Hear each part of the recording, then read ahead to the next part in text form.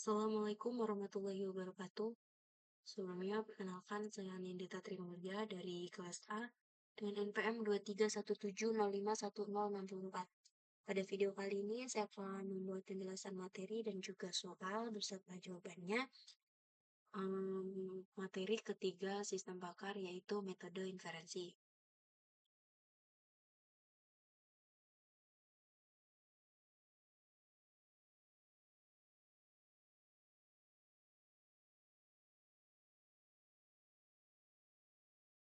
Pada pertemuan kedua itu representasi, kemudian yang ketiga itu metode inferensi. Nah, di sini mungkin saya akan menggunakan bantuan AI juga, tetapi saya akan mencari dulu di internet metode inferensi sistem bakar. Di sini ada beberapa slide materi. Untuk yang pertama, definisi. Inferensi adalah proses yang digunakan dalam sistem bakar untuk menghasilkan informasi baru dan dari informasi yang telah diketahui. Di sini, inference engine merupakan modul yang berisi program tentang bagaimana mengendalikan proses reasoning. Jadi di sini ada premis 1, premis 2, hingga premis tak terhingga, dan dia akan menghasilkan conclusion atau kesimpulan. Di sini ada reasoning, definisi, proses bekerja dengan pengetahuan, fakta, dan strategi pemecahan masalah untuk mengambil suatu kesimpulan atau berpikir dan mengambil kesimpulan. Metode reasoning sendiri itu ada 5. Yang pertama ada deductive reasoning, inductive reasoning, abductive reasoning, analogical reasoning, common sense reasoning. Sini, deductive reasoning itu merupakan mendeduksi informasi baru dari hubungan logika pada informasi yang telah diketahui. Contohnya, implikasi. Saya akan basah kuyup jika berdiri di tengah-tengah hujan deras. A. Implikasi B. Aksioma. Saya berdiri di tengah-tengah hujan deras. Itu A. Untuk konklusinya sendiri, itu akan saya akan basah kuyup dan menghasilkan B. Atau bisa dibaca dengan aturan if-else. If A is true and if I implies B is true, then B is true. Gitu. Jadi hasilnya maka ini jika A telah benar dan jika A implies B itu benar, maka itu akan menghasilkan B itu benar gitu.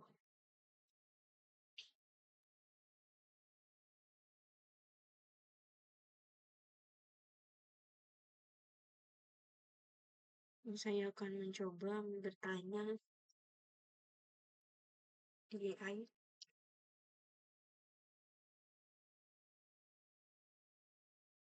Bantu saya tentang materi metode inferensi sistem bakar.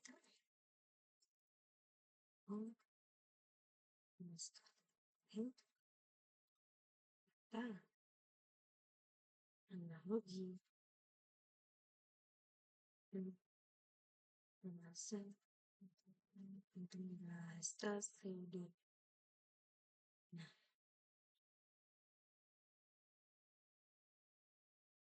di sini AI atau GPT dalam sistem pakar kita punya dua komponen utama.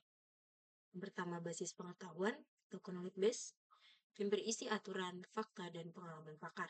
Sedangkan mesin inferensi atau inference engine itu otaknya sistem yang bertugas menarik kesimpulan berdasarkan pengetahuan tadi.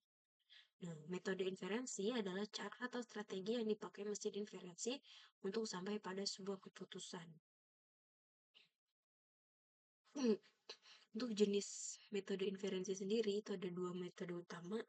Yang pertama ada forward chaining atau penelusuran maju, di mana itu mulai dari fakta-fakta yang sudah diketahui. Lalu sistem mencoba mencari aturan yang sesuai sampai menemukan kesimpulan.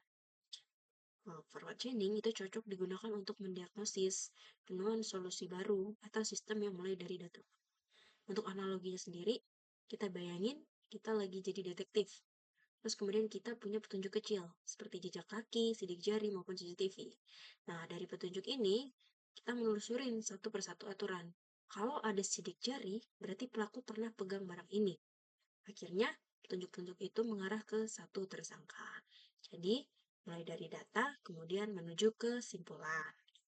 Kemudian backward chaining atau penelusuran mundur, di mana backward chaining itu mulai dari hipotesis atau tujuan. Lalu sistem mencari aturan apakah hipotesis ini benar dengan menelusuri data yang dibutuhkan. Nah, backward chaining ini cocok untuk troubleshooting, mencari penyebab masalah, atau sistem tanya jawab. Jadi ada analoginya, misalnya kita sakit kepala, lalu kita menduga, jangan-jangan aku flu. Untuk membuktikan, kamu periksa dulu, apakah ada pilek, apakah badan terasa lemas, atau apakah ada demam.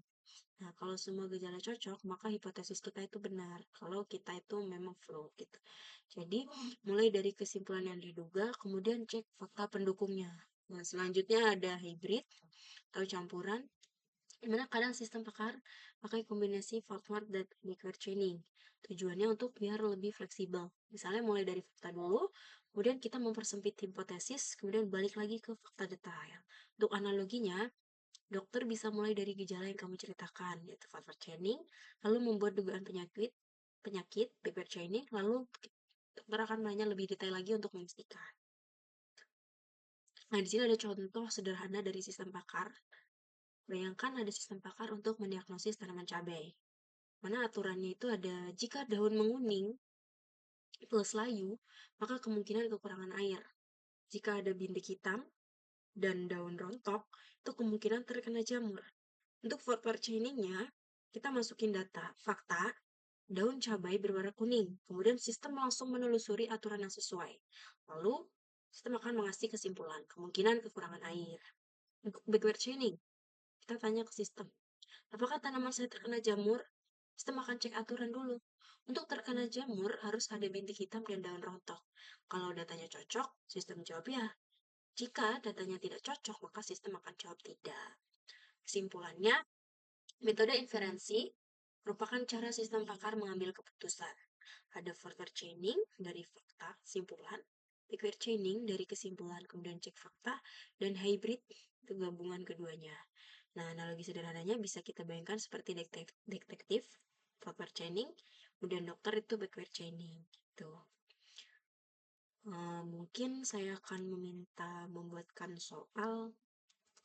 Tolong buatkan saya studi kasus dan soalnya berupa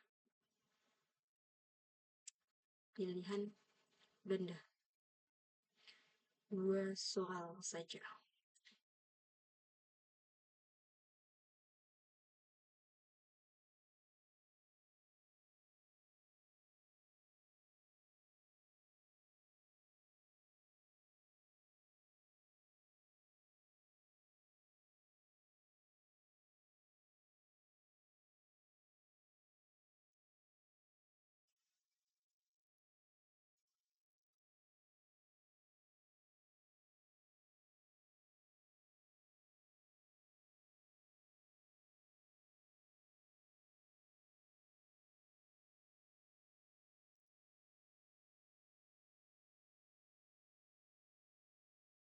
Nah, di sini ada studi kasus di mana sebuah rumah sakit menggunakan sistem pakar untuk membantu mendiagnosis penyakit pasien berdasarkan gejala.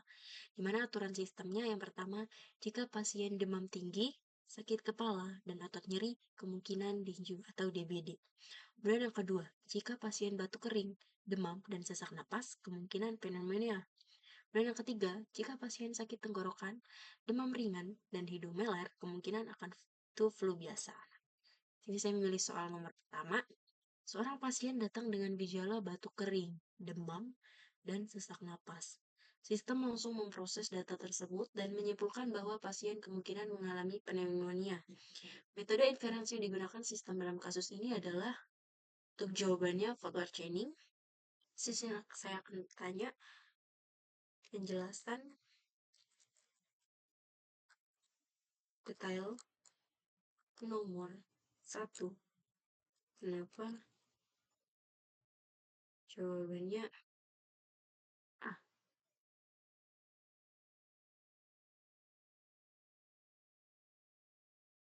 Nah, di sini kenapa jawabannya A? Karena sistem mulai dari data atau gejala pasien, yaitu batuk kering, demam, dan sesak napas. Kemudian sistem akan mencari aturan yang sesuai. Kemudian akan menyampai ke kesimpulan. Sini berikut penjelasan detailnya. Kenapa jawabannya faktor chaining? Itu inti kasus pertama singkat. Nah, fakta yang dimasukkan ke sistem itu batuk kering, demam, sesak napas. Ada aturan di basis pengetahuan. If batuk kering and demam and sesak napas, then pneumonia. Jika batuk kering dan demam dan sesak napas, maka pneumonia. Mengapa itu forward chaining? Karena because the system mulai dari fakta yang ada dan bergerak maju ke aturan untuk menghasilkan kesimpulan. Di sini ada berikut alur kerja langkah per langkah.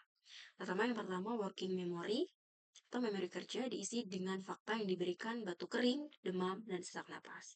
Kemudian match atau pencocokan aturan, mana mesin inferensi memindai semua aturan di basis pengetahuan dan mencari aturan yang attendance. Kondisi if terpenuhi oleh fakta di memori kerja. Aturan untuk pneumonia punya 3 kondisi. Semua 3 kondisi tersebut ada di memori kerja. Kemudian yang ketiga select atau pemilihan aturan. Bila ada lebih dari satu aturan yang cocok, mesin memilih aturan menurut strategi konflik. Prioritas urutan specificity. Dalam contoh ini, aturan pneumonia cocok dan langsung dipilih, tidak ada konflik serius. Fire, menjalankan aturan.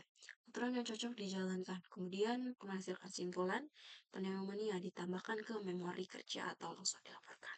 Untuk outputnya, sistem memberikan diagnosis kemungkinan pneumonia. Nah, ringkasnya, itu ada fakta, mencocokkan aturan, aturan menembak, dan kesimpulan. Nah, itu merupakan ciri khas forward chaining atau berdasarkan data fakta gitu. Nah, di sini kenapa jawabannya bukan backward chaining? Backward chaining dimulai dari hipotesis. Apakah pasien punya pneumonia? Kemungkinan menelusuri mundur apa bukti yang dibutuhkan, lalu menanyakan atau cek satu persatu. Dalam soal, deskripsi mengatakan sistem langsung memproses data tersebut dan menyimpulkan. Dan menunjukkan sistem menggunakan fakta yang sudah ada untuk sampai kesimpulan, bukan mulai dari hipotesis dan menanyakan kembali, jadi bukan backward chaining. Nah, kenapa bukan hybrid atau opsi lain? Hybrid. Jika hybrid, hybrid itu merupakan gabungan forward dan backward chaining. Bisa terjadi, tapi soal menyatakan prosesnya langsung dari data. Kemudian kesimpulannya, jadi itu identik dengan forward chaining. Nah, opsi lain seperti rule based chaining, opsi D itu nggak spesifik. Kenapa? Metode yang tepat untuk proses data, kesimpulan, kemudian menuju kesimpulan itu jelas disebut forward chaining. Di sini kita akan analoginya, bayangkan kita punya keranjang buah, itu merupakan fakta. Nah, kita punya aturan. Kalau ada apel, pisang, dan anggur, buat rujak X. Nah, kita lihat isi keranjangnya atau fakta. Semuanya ada nih. Lalu kita langsung membuat rujak. Nah, itu maka disebut forward chaining. Nah, di sini kita pertama lihat fakta, lakukan tindakan, kemudian kesimpulan gitu. Nah, di sini nih seorang pasien datang dengan gejala batuk kering, demam, dan sesak napas. Sistem langsung memproses data tersebut dan menyimpulkan bahwa pasien kemungkinan dalam mengalami pneumonia. Nah, di sini metode inferensi yang digunakan sistem dalam kasus ini adalah forward chaining. Gitu. Di sini saya memilih soal A untuk membuat Google Form.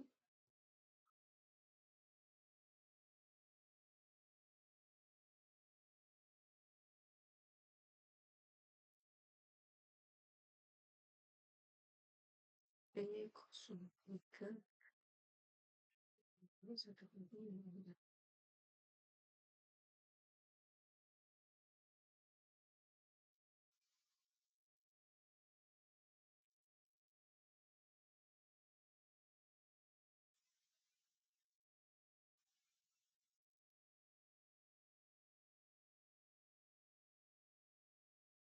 Jadi saya akan menambahkan link YouTube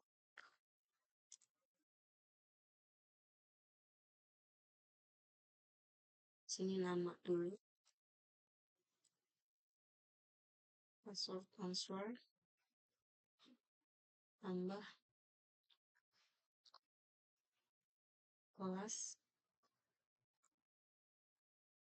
Mungkin kelasnya akan saya buat multiple choice. Ini kelas A, B, C, tambah MPM.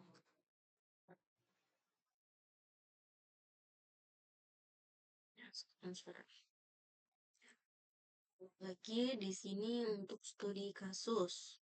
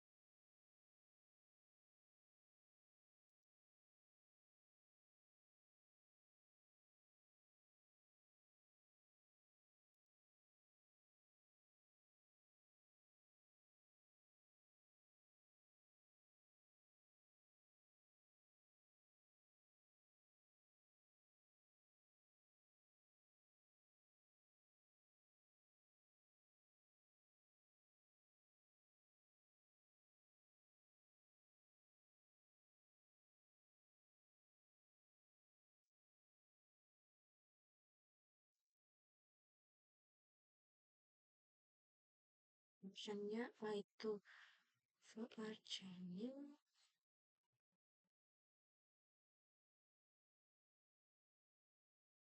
yang bigger channel,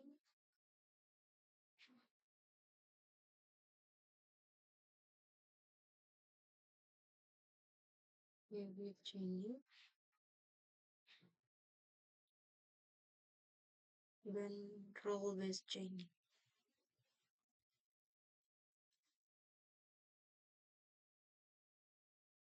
Ini di sini kita jadikan sebagai quiz question dan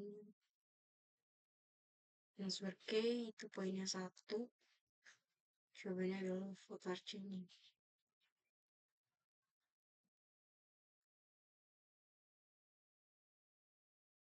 Ya di sini jangan lupa add Bapak Feby.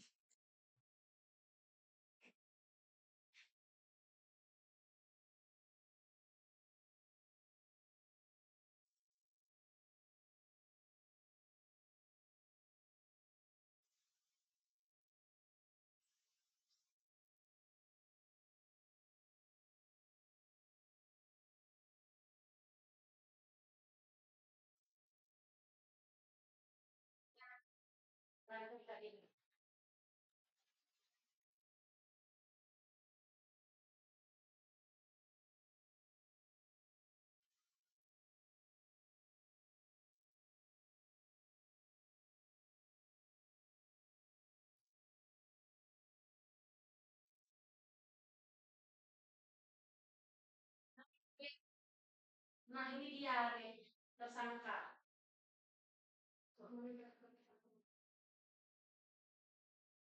Kita akan publish.